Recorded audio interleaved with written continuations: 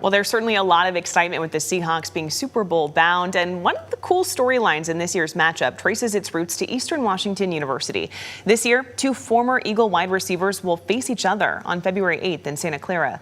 KREM 2's Mark Hanrahan caught up with Eastern's offensive coordinator for more on what this means for their program.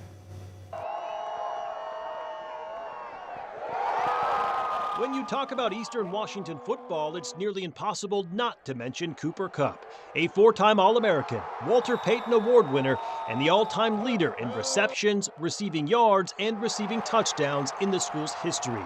In the NFL, not only did Kupp win a Super Bowl, he was also the game's MVP.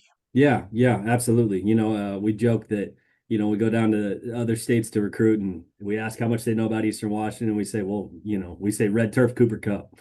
That's Mark Anderson, Eastern's offensive coordinator and associate head coach. He says Kupp has long been an example to point to on the recruiting trail, but certainly not the only one.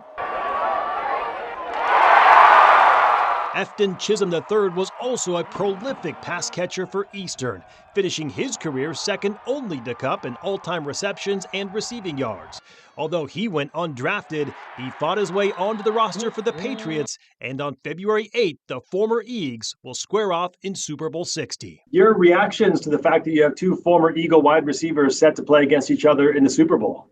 Yeah, obviously awesome for the football program and the university, and it's such a cool deal that, and especially those two guys, like how they've earned it. Aside from the pride of having two former players in this year's Super Bowl, Anderson says it's a big deal for the university in terms of exposure and a helpful tool when it comes to attracting prospective players to Roos Field. But I think it gives you, a little bit of actual evidence to say, hey, look at these guys. One was a draft pick and one was an undrafted guy. And but regardless, they both went from here and fulfilled their dreams of playing in the league. Anderson says he grew up a Seahawks fan, and while that's where his NFL loyalties lie, he'll be proudly pulling for both former Eagles on Super Bowl Sunday.